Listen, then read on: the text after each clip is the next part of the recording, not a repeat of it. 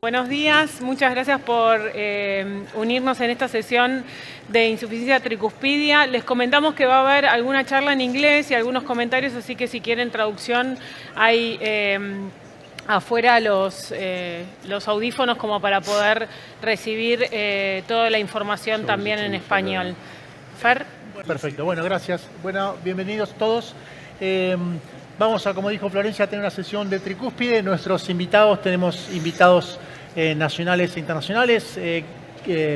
Martín Vivas y Sebastián Solú van a presentar una pequeña introducción al tema. Tenemos a Santiago Ordóñez y a Fernando Cura, que son miembros del servicio de hemodinamia.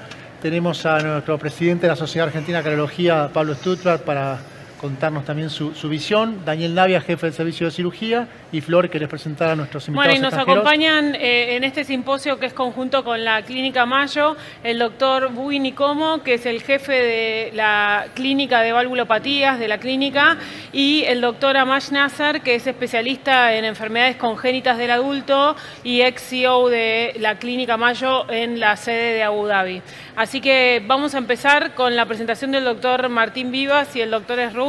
Queríamos empezar con esta filmina que está sacada de la guía de valvulopatías recientemente publicada, que lo que hace es cómo evaluar a los pacientes con insuficiencia tricuspidia.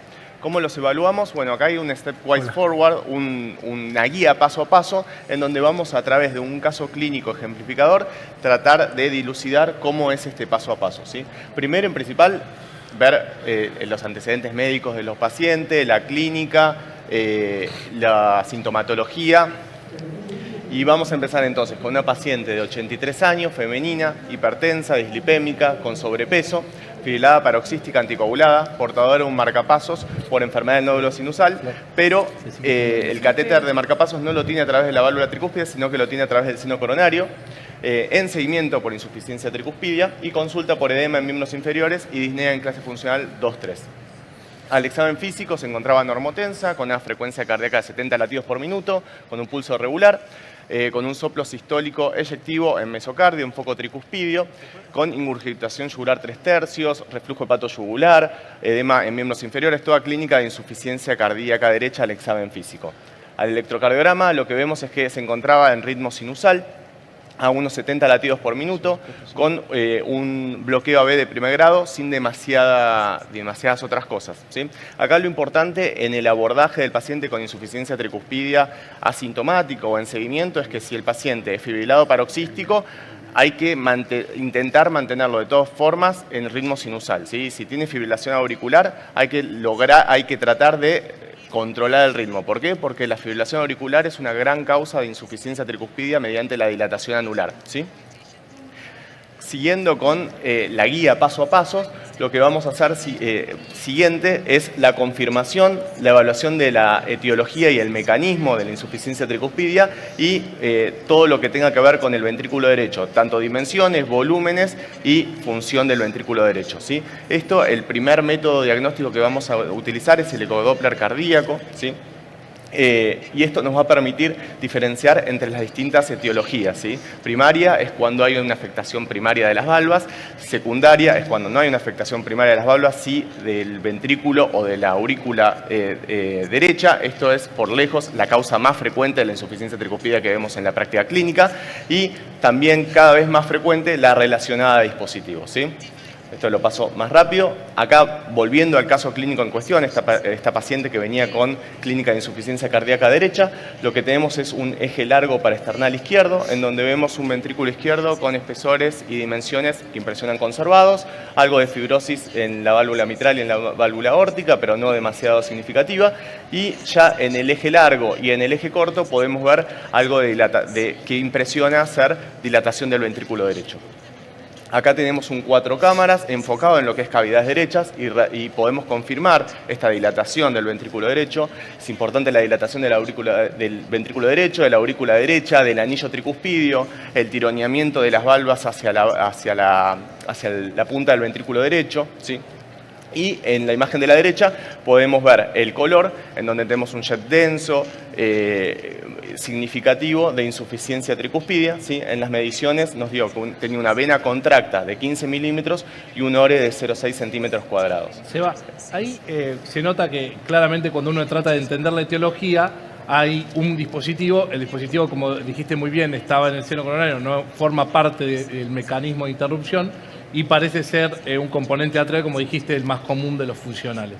Cuando tenés semejante insuficiencia tricúspida, ¿qué esperás encontrar en el espectro y cómo resolvés, por ejemplo, la valoración de la presión pulmonar no invasiva? Bien, perfecto. Bueno, en estos casos, la valoración del gradiente aurículo-ventrículo derecho puede estar infraestimado, ¿sí? Porque hay una igualación muy rápida de lo que es las presiones.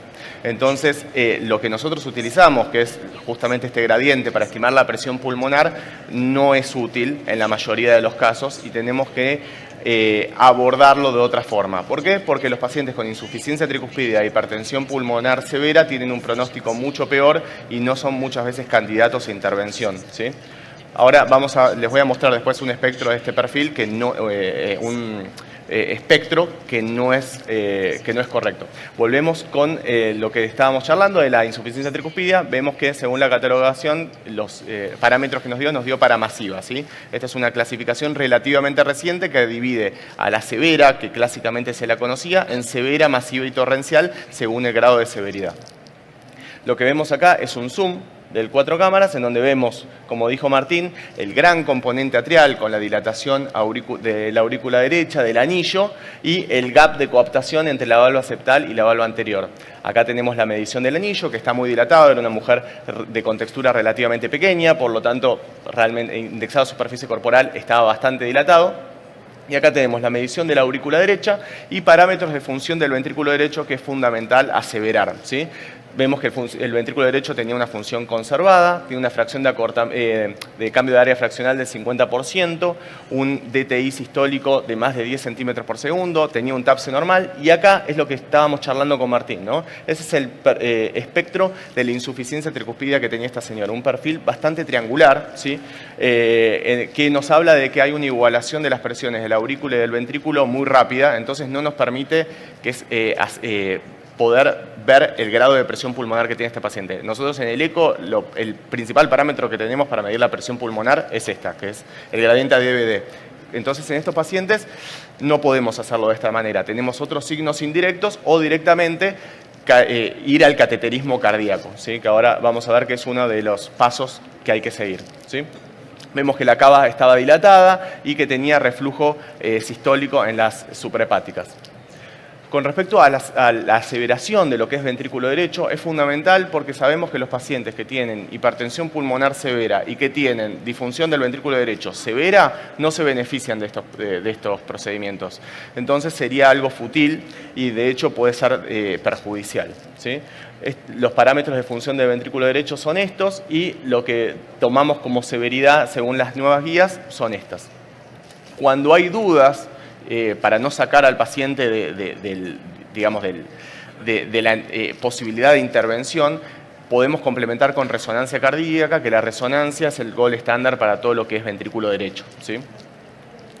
Después lo que charlamos con Martín, el tema del cateterismo derecho, fundamental, sobre todo en estos pacientes. Acá se le hizo y tenía un cateterismo derecho bastante bueno, ¿sí? No tenía demasiado, tenía una presión de arteria pulmonar de 24 milímetros de mercurio, por lo tanto no estaba contraindicado el procedimiento, ninguno de los procedimientos. Y después tenemos lo que es la factibilidad anatómica, ¿sí? Para esto, bueno, vamos a ver un poco para dónde estamos dirigiendo al paciente, ¿sí? Si estamos dirigiéndolo para una estrategia quirúrgica, porque el riesgo quirúrgico es bajo, bueno, bárbaro, o para una estrategia en pacientes con edad avanzada, comorbilidades, como suelen ser muchos de estos pacientes, y con riesgo quirúrgico elevado. Bueno, quizás la opción percutánea sea una buena opción y para las opciones percutáneas es donde más están las valoraciones complementarias, ¿sí? En este caso, el ETE, ¿sí? Para mejor valorar la válvula tricúspide y sobre todo lo que es el tratamiento percutáneo, y el tratamiento y la tomografía para lo que es la medición de las cavas, si vamos a poner una tricual, que es la válvula heterotópica en las venas cavas, o una válvula ortotópica para la medición de todo lo que tenga que ver con anillo y anclaje de esta válvula, ¿sí? Perfecto. Bueno, entonces Sebas nos mostró y nos contó cómo tenemos que evaluar inicialmente esta tricúspide, tratar de entender el mecanismo. Con mecanismo tienen que entender que no solamente hay un mecanismo, generalmente como es una patología muy definida por el volumen, por la sobrecarga de volumen, un componente atrial tiene la mayoría de las insuficiencias tricúspidas o ventricular incluso más adelante en estadios severos. Después, definitivamente importante valorar la función ventricular y la presión pulmonar por el método que haga falta. Y esto que decía Sebas, nosotros cuando la única intervención posible era la quirúrgica, la información que los cirujanos nos requerían estaba más relacionada a la dilatación del anillo, a la etiología, y con ello podíamos salvar la información que el ecografista le daba al cirujano.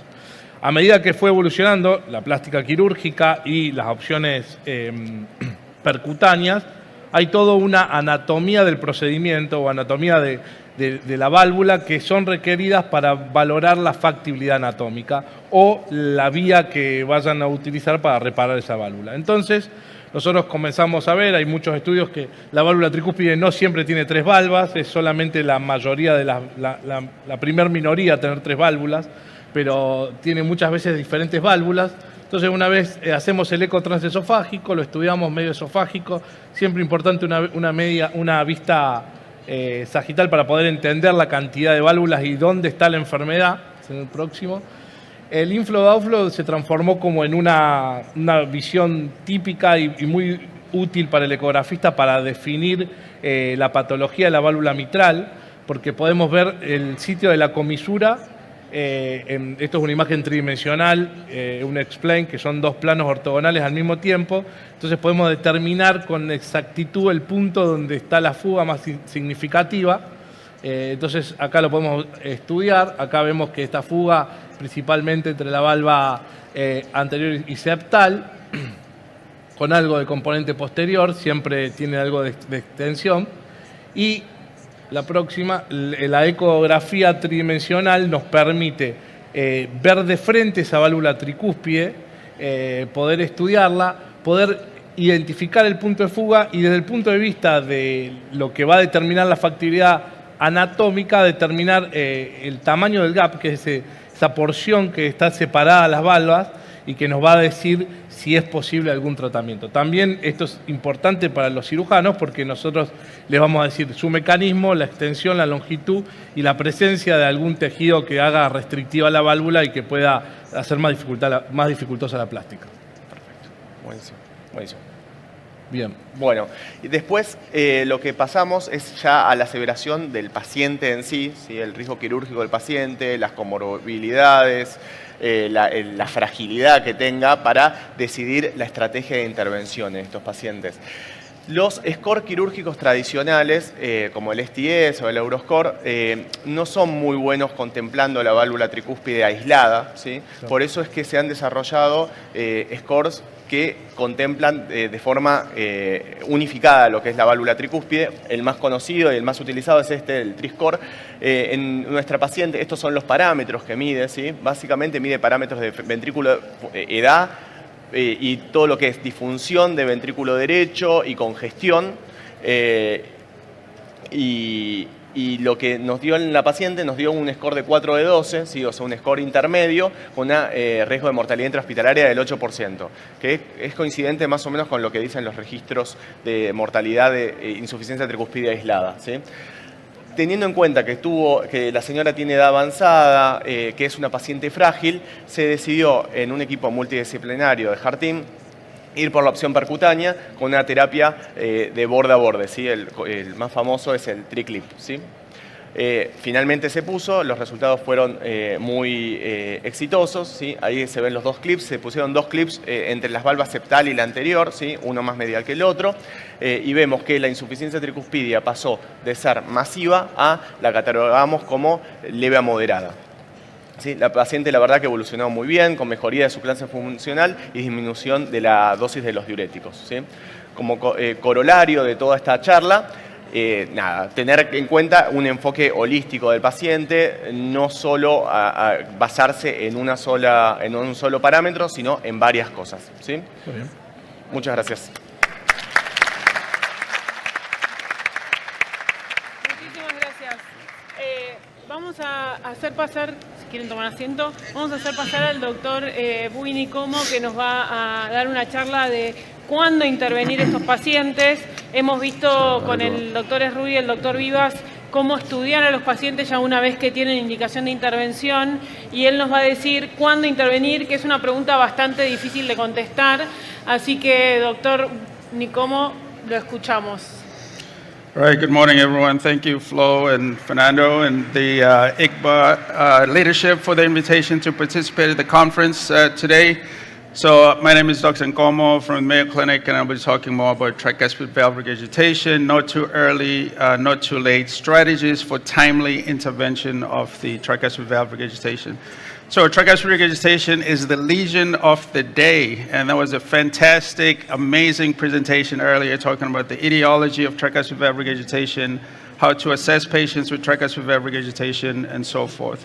So these are the learning objectives for this particular talk. We'll talk about tricuspid valve regurgitation, the presentation, identifying or trying to identify high-risk patients for intervention for tricuspid valve regurgitation, and present the clinically available options for intervention, and also talk about timing of intervention for tricuspid valve.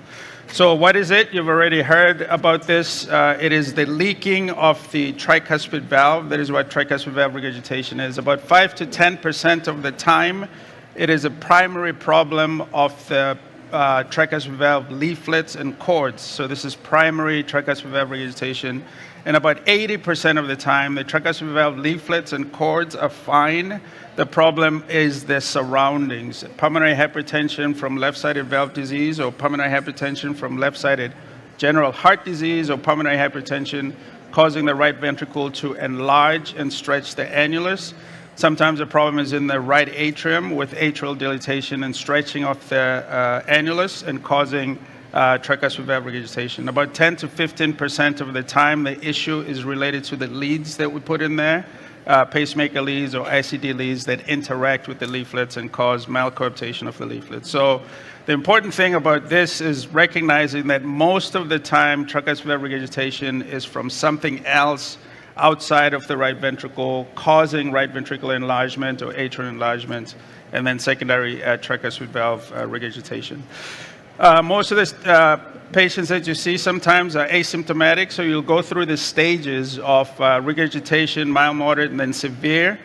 Even severe tricuspid valve regurgitation can be well tolerated for a long time, so patients go through this asymptomatic stage. And then at some point, there's decompensation and patients become symptomatic. So this is stage D of tricuspid valve regurgitation. Dyspnea exertion, peripheral edema, abdominal bloating, congestion of the liver with ascites, congestion of the kidneys, peripheral edema. So you get this great flood of the right-sided structures and progressive dilatation of the right ventricle and right atrium, and then end organ damage. And unfortunately, I think we're waiting too long in current practice before we intervene on these patients. This is an important concept for volume overload or regurgitant lesions, recognizing that you can have regurgitation for a very long time before you decompensate, before the onset of symptoms. But during that time, there's progressive ventricular dilatation and ventricular dysfunction. And once you have ventricular dysfunction, the prognosis is poor with or without an operation, or with or without an intervention, depending on how long you wait before the intervention. And it is more complicated in TR than it is in left-sided lesions because of the comorbid conditions that tricuspid regurgitation is associated with. So we looked at our database at Mayo Clinic, thousands of patients, just to try to figure out the comorbidities that coexist in patients with tricuspid valve regurgitation, and basically came out with 5 clusters of tricuspid valve regurgitation. Patients that have a lot of renal disease, patients that have coronary artery disease and severe tricuspid valve regurgitation, lung disease-related tricuspid valve regurgitation, and then some patients that have sort of isolated tricuspid valve regurgitation without a lot of dilatation or RV dysfunction. This is sort of the low-risk group. And then you have the high-risk group that has isolated tricuspid valve regurgitation with a lot of RV dilatation and RV dysfunction. The important thing about this is trying to figure out which of the patients are dying with tricuspid valve regurgitation and which patients are dying off tricuspid valve regurgitation. And there are several clusters here with a lot of comorbidities. The outcomes are not that good. And the outcomes actually in patients with isolated tricuspid valve regurgitation, these patients here without a lot of RV dilatation and RV dysfunction, do better than expected. So maybe these are the patients that we might need to intervene early on, and maybe these patients we can leave alone and follow over time, making sure they don't decompensate. So what do we do from a clinical standpoint? This is work by Mek Elid, who's one of our interventional structural heart disease interventional cardiologists. And basically, this is his list of saying, do not send a patient to me with tricuspid valve regurgitation until you do these things, okay? Stepwise approach to a patient with tricuspid valve regurgitation. So medical therapy is really helpful for decongestion, and maybe sometimes you can get rid of the tricuspid valve regurgitation. Diuretics are the mainstay of treatment for these patients, and the guidelines speak to this fact. But if you have other causes of tricuspid valve regurgitation, like secondary TR, then therapies to treat the primary cause of heart failure. So this is GDMT for HFrEF and GDMT for diastolic dysfunction or HFpEF.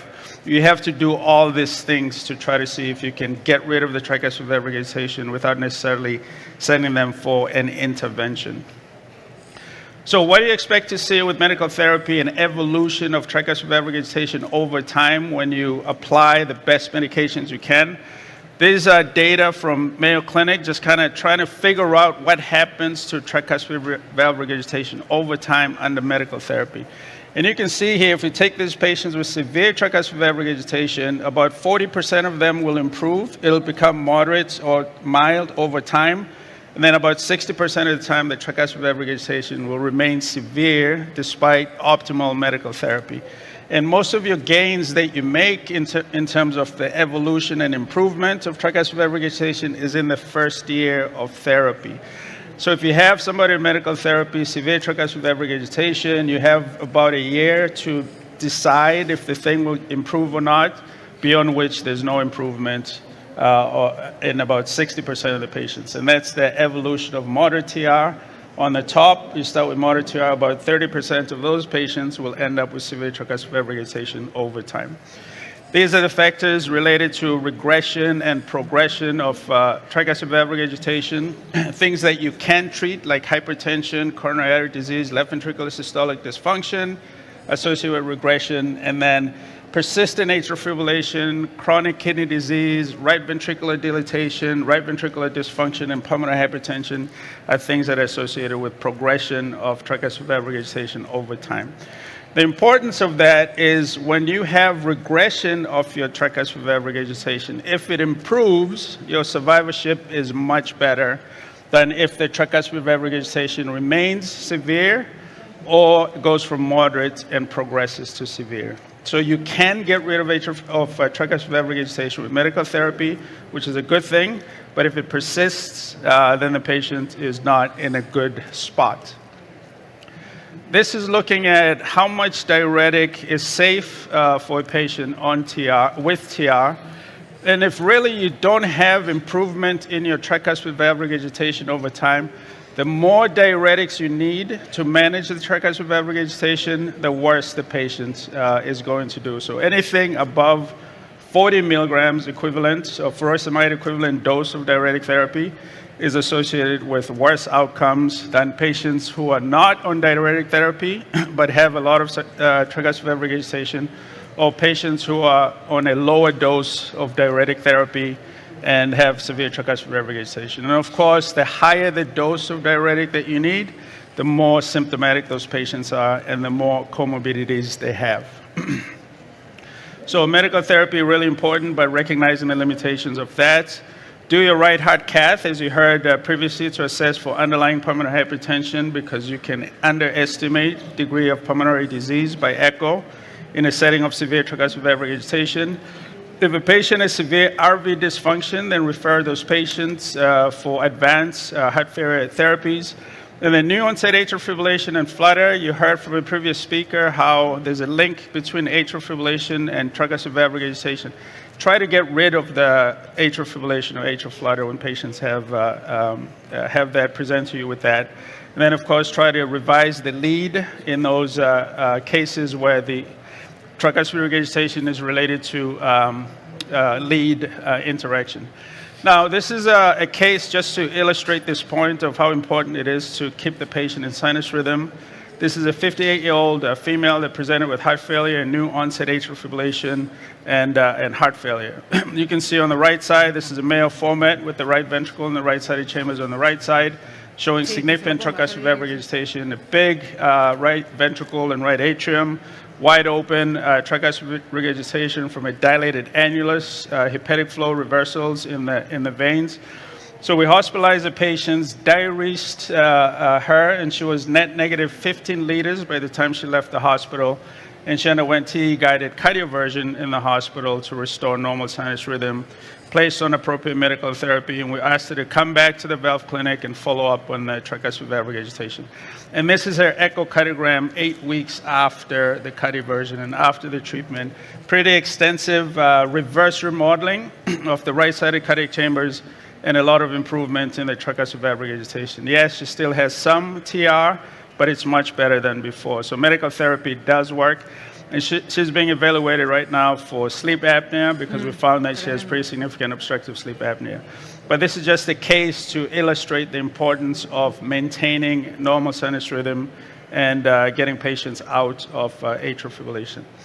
So what do the guidelines say about timing of intervention? So you try your medical therapy, the patient still has a lot of TR.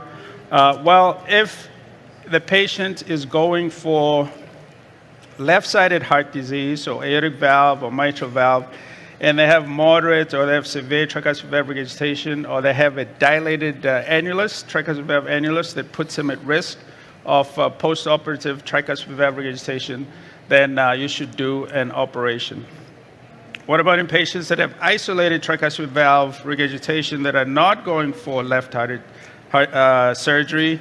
Well, there's a lot of words here, but basically the idea here is if you have primary tricuspid valve regurgitation and you have symptoms refractory to medical therapy, then you should consider an operation.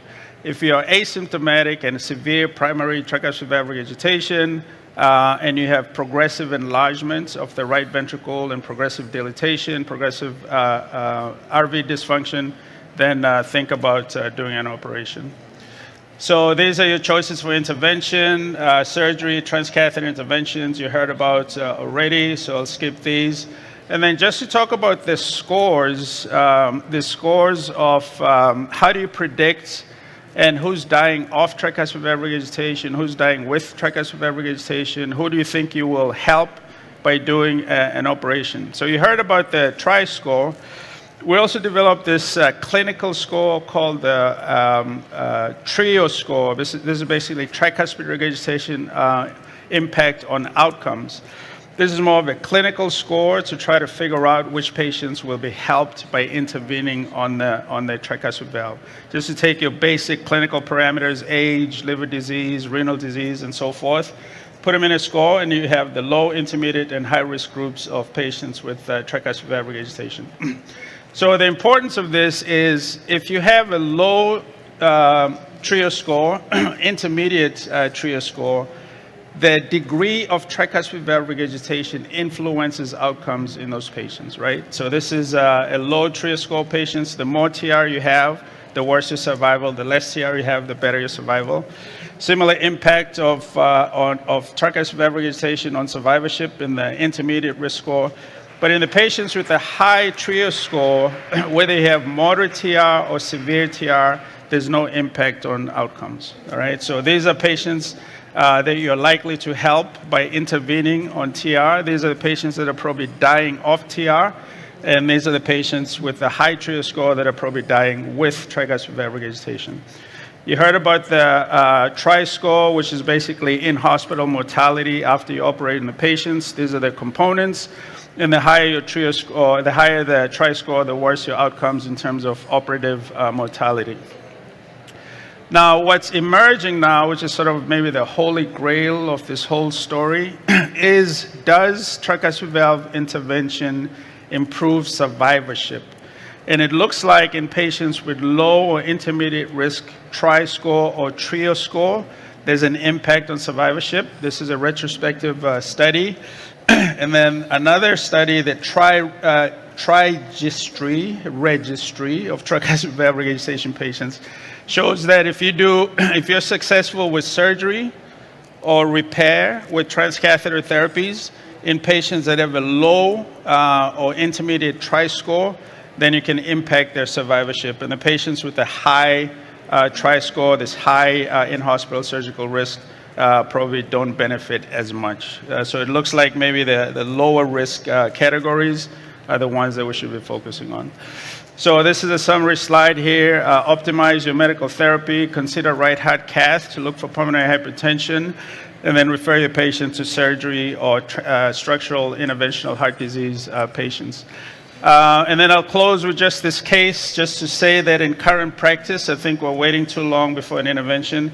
This is a patient with known severe tricuspid valve regurgitation for a long time, 81 years old by the time he's referred to us. He was managed with diuretics.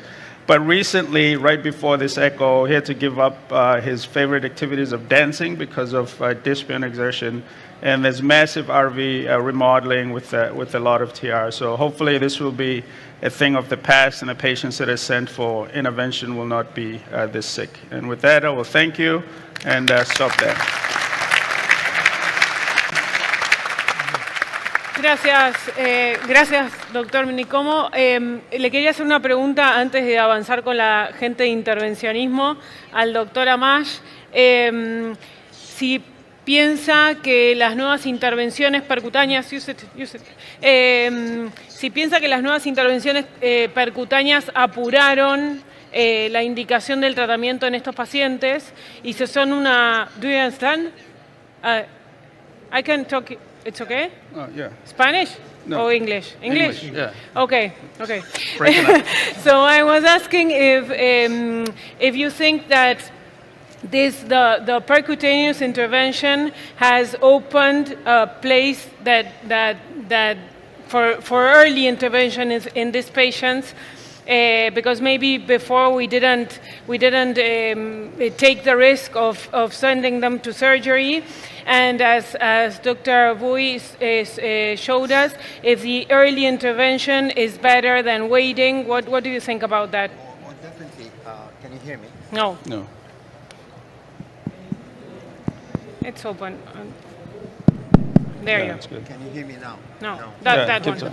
yeah. Creo que lo apagó.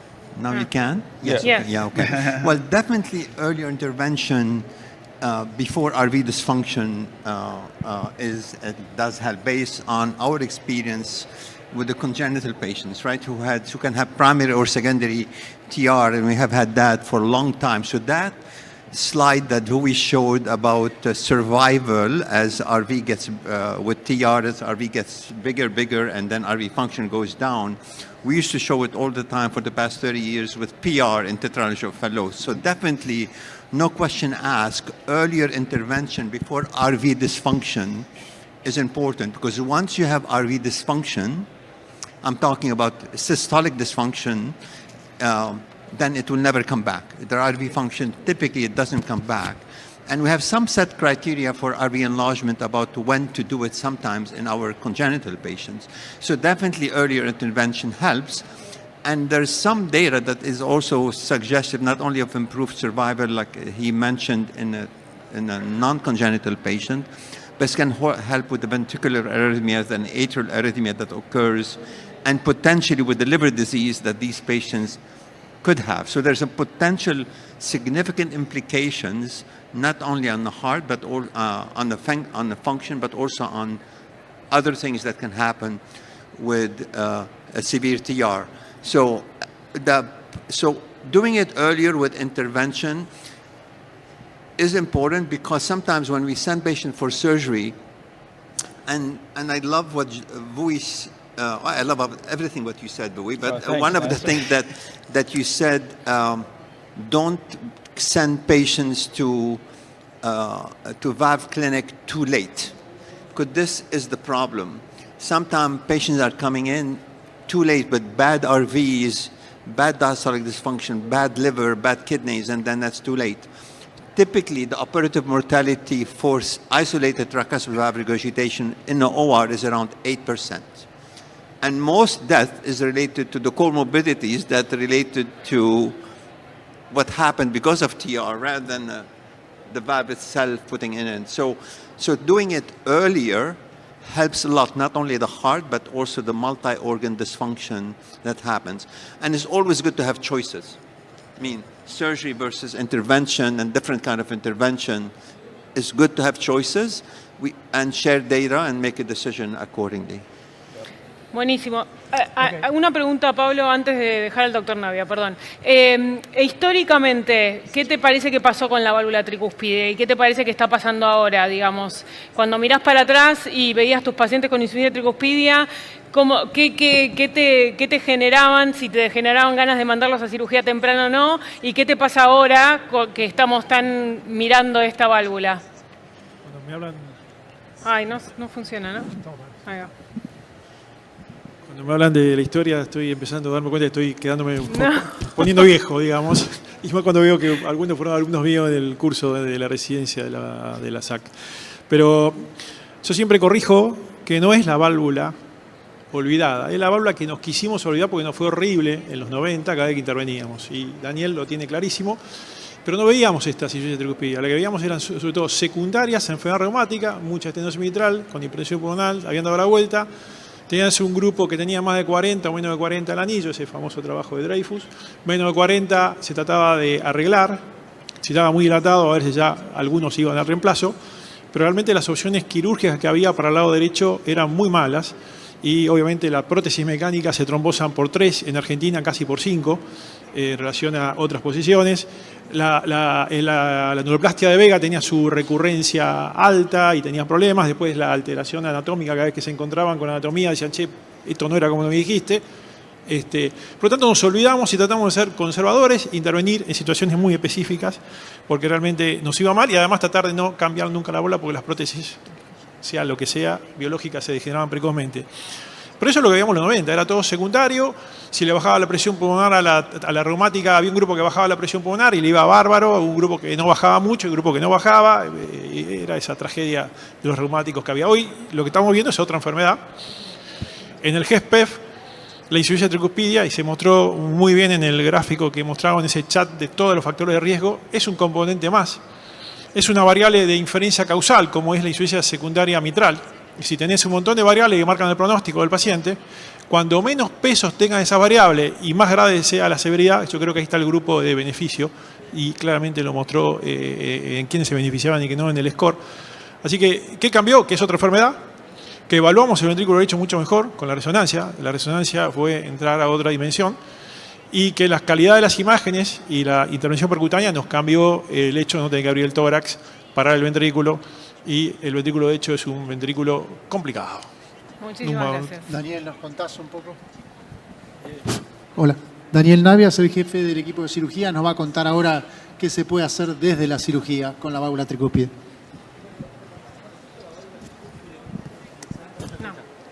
¿El micrófono, Daniel? Quizás lo olvidamos o quizás no la quisimos. No, espera, Daniel. Espera. Hola. El 1. Hola.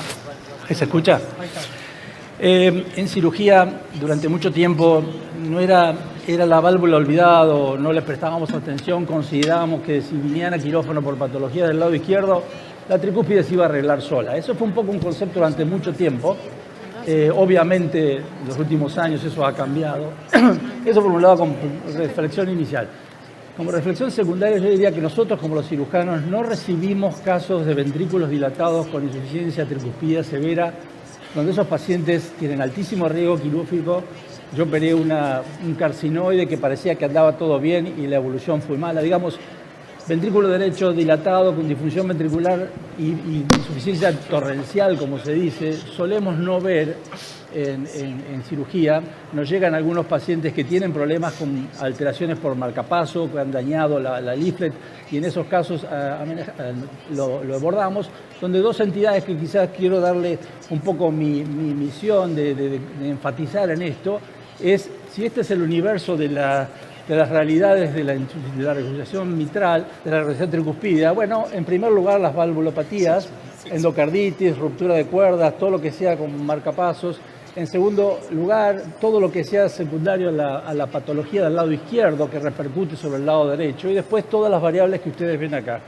Indudablemente, como también se mencionó, el doctor lo mencionó, hay frecuencias de esto. Y esto es un poco lo que vemos nosotros en cirugía en la práctica diaria.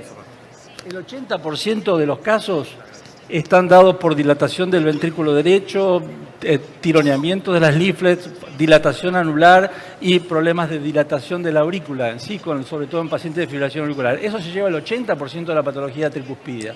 Y hay un 20% que, bueno, son cosas más puntuales, endocarditis, traumatismos, degenerativas y problemas de los marcapasos. Así que ese es un poco el escenario que nosotros en cirujano teníamos.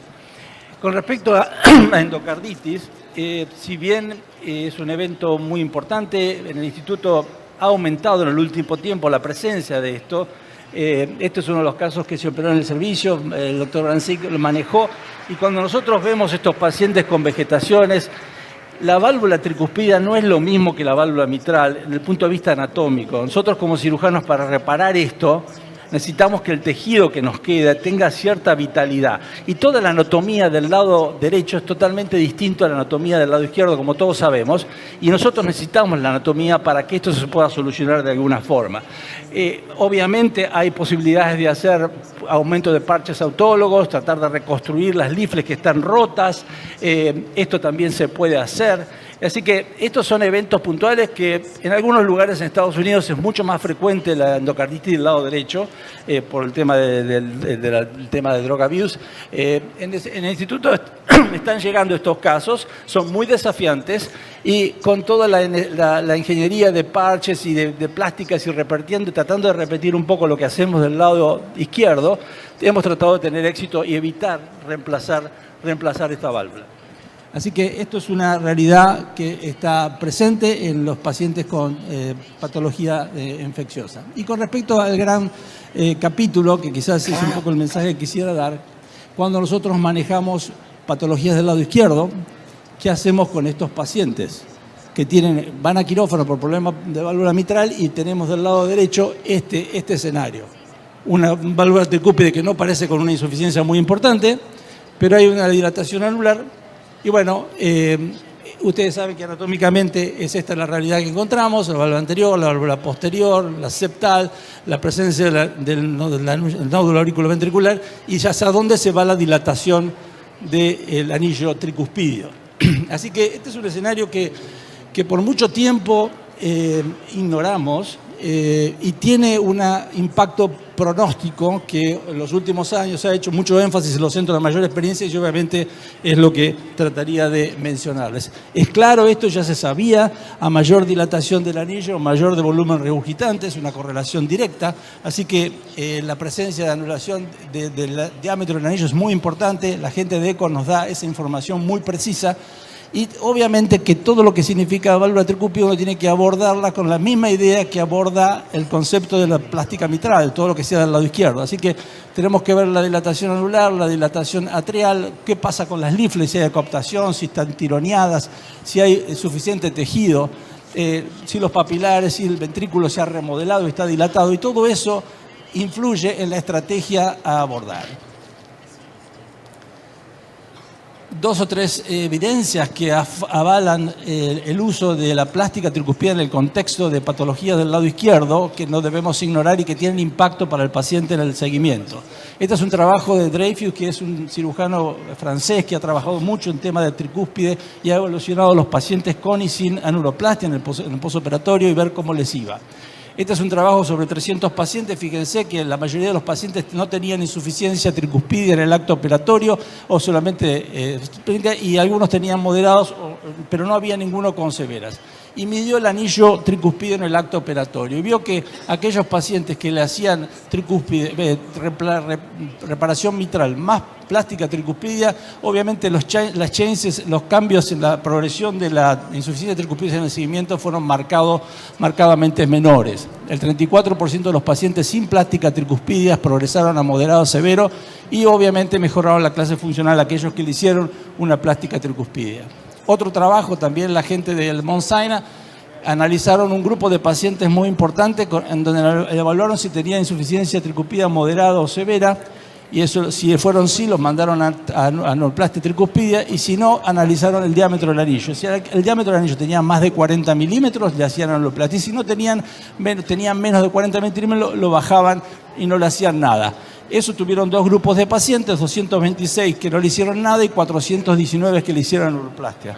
Y obviamente vieron que aquellos pacientes que le hicieron anuloplastia a los 5 años tenían menos riesgo de insuficiencia tricuspidia en el seguimiento, y fíjense con respecto a la disfunción del ventrículo derecho. Ya a los 5 años los pacientes que le hicieron anuloplastia tenían un mejor funcionamiento del ventrículo derecho con respecto a los que no le habían hecho hacer anuloplastia.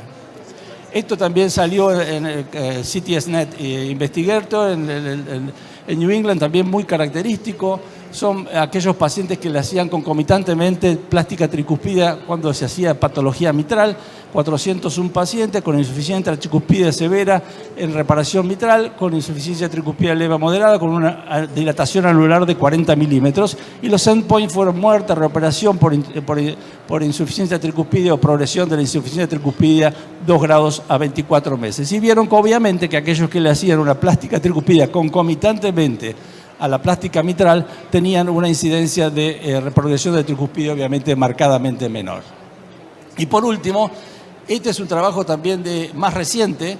Fíjense que lo que le importó a él fue evaluar si los pacientes tenían menos o más de diámetro de 40 milímetros el anillo tricuspidio. Y le hicieron con o sin anuloplastia. Y fíjense que aquellos que le hicieron anuloplastias, claramente la incidencia de progresión postoperatoria de insuficiencia tricuspidia en el seguimiento, obviamente fue significativamente menor. Y un dato no menor, que aquellos pacientes que no le hicieron insuficiencia tricuspidia, fíjense que la presencia de recurrencia de insuficiencia tricuspidia en el acto operatorio no pasa nada, pero a los 3 o 5 años ya se empieza a manejar la progresión de la insuficiencia tricuspidia. Así que lo que parecería ser que, bueno, quedó más o menos igual después de la plástica mitral, no va a andar bien, pero no, esos pacientes que tienen diámetro de anillo de más de 4 centímetros, a los 3 o 4 o los 5 años ya tienen una incidencia de insuficiencia tricuspidia severa.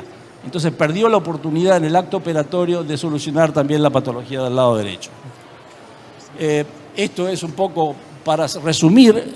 La severidad ustedes la ven ahí, leve, severa, el anillo más o menos 40 milímetros, coaptación de válvulas con lo que les decía recién, la posibilidad de hacer extensión con el mismo pericardio del paciente, hacer una extensión y hacer que las valvas coapten mejor para tener más tejido, y hacer anuloplastia concomitantemente con ese sistema. Nosotros en el instituto hemos tenido más o menos que la incidencia de patologías sobre 8.030 pacientes, el 4% son patologías de válvula tricúspide. El aumento de la incidencia de patología tricuspida moderada severa, la ven ustedes ahí, del 21 al 25 creció muy marcadamente.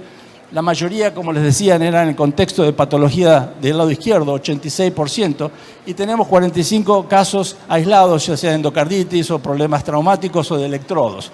Eso es un poco el universo que manejamos en patología tricuspidia.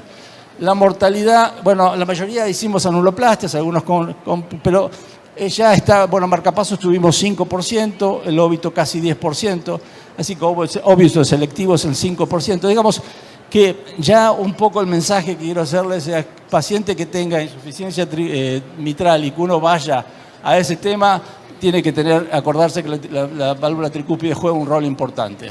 Esto es un esquema bastante demostrativo y seguramente los que me sigan van a comentar esto.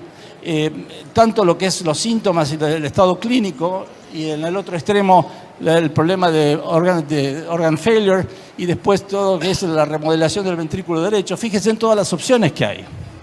Obviamente el tratamiento médico inicial, el tratamiento de reemplazo valvular, todo lo que es el TriClip, y todas las opciones que están hacia arriba, pero que llegamos tarde quizás en ese escenario.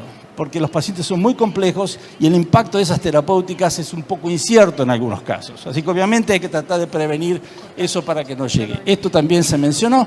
Los puntos claros, clínicamente hay que tratar de evitar el punto de no retorno que ustedes ven ahí, donde las enzimas hepáticas aumentan, la función ventricular baja y la insuficiencia tricuspidea aumenta. Así que el punto de no retorno hay que tratar de evitarlo y eso es también tarea de todos ustedes de cardiología.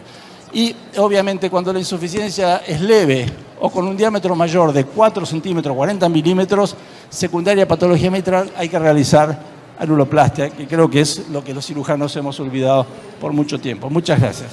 Gracias, Daniel. Bueno, para ir cerrando la mesa, que estamos un poco retrasados, Santiago Ordóñez, que es del Servicio de Cardiología Intervencionista, nos va a hablar de las opciones para los pacientes. El título originario es de alto riesgo quirúrgico, yo diría para pacientes de alto riesgo en general. Santi.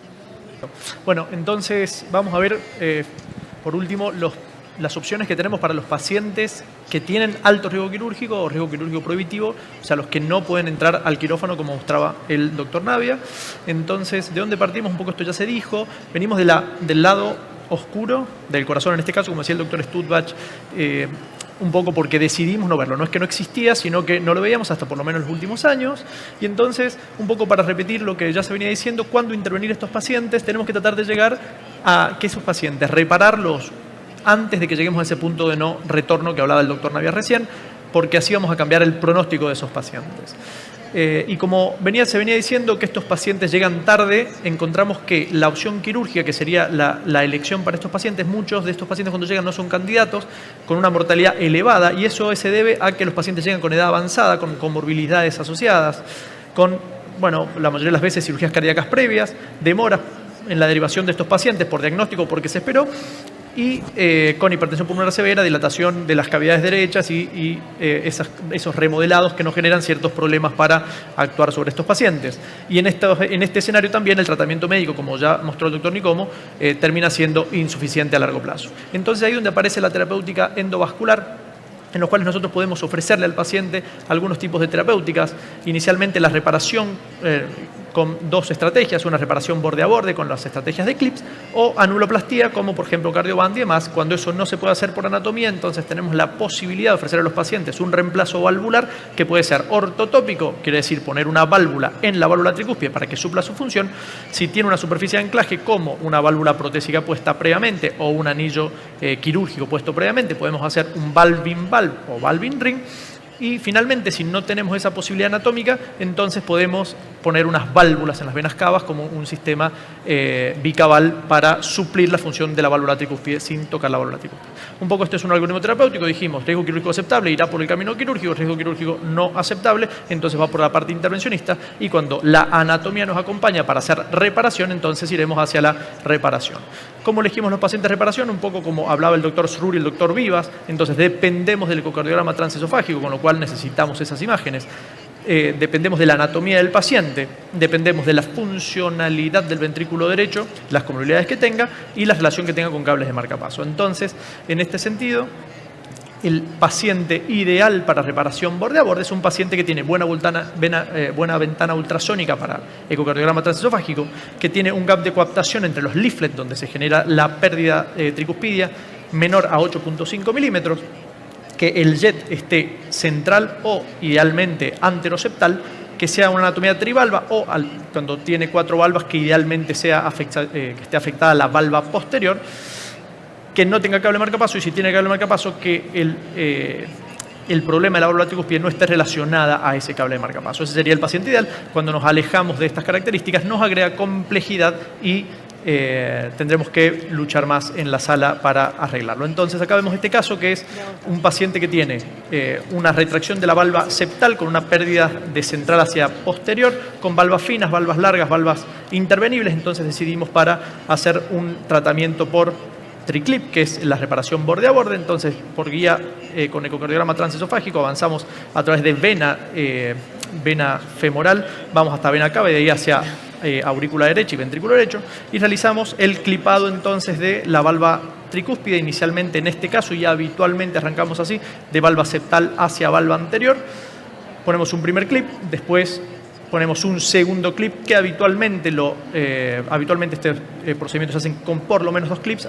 En este caso fue clips anteroseptal, o sea, con 2 clips anteroseptales, y generamos esa reducción de la insuficiencia tricuspidia, llegando desde una insuficiencia tricuspidia muy severa a una insuficiencia tricuspidia leve con esos 2 clips.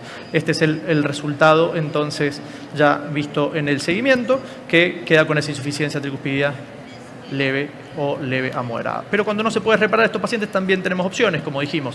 Si es alto riesgo quirúrgico, entonces no se puede reparar, nos queda el reemplazo valvular. Y como dijimos inicialmente, lo que intentamos hacer es colocar una válvula ortotópica, quiere decir una válvula en el lugar de la válvula tricuspidia. Como vemos en este caso, por ecocardiograma transtorácico se ve esa válvula tricuspidia con las valvas bien engrosadas, retraídas, fijas, que tiene claramente un gap de coaptación enorme, que genera esa pérdida torrencial de insuficiencia tricuspidia. En transesofágico se ve exactamente lo mismo, con lo cual no apta para reparación, y entonces lo que intentamos hacer ahí es ir a poner una válvula en esa posición. Entonces ahí, como se ve en el ventriculograma derecho, se ve cómo pierde esa válvula tricuspidia. Entonces ahí avanzamos un sistema de válvula LuxValve por vía transyugular. Llegamos hacia ventrículo derecho, todo con guía de ecocardiograma transesofágico. Hacemos el despliegue de esta válvula desde el ventrículo derecho con 3 sistemas de fijación que tiene esta válvula, que va a fijar los leaflets, que va a fijar desde la aurícula derecha y hacia el septum interventricular. Todo guía ecocardiograma transesofágico. Se libera la válvula. Esa es la morfología que queda de la válvula cuando sacamos el delivery system, que es ese sistema.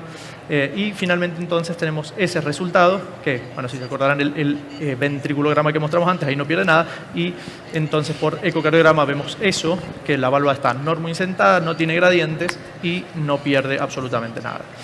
Cuando eso no se puede hacer porque la anatomía no nos acompaña, o en este caso porque tiene un anillo quirúrgico previamente implantado, lo que podemos hacer es ir a poner, por ejemplo, una válvula en anillo o en válvula. En este caso es un valve ring, que se ve entonces cómo avanzamos esa válvula no dedicada, la ponemos en la posición ortotópica en ese anillo, y entonces tenemos este resultado, bueno, ese resultado, que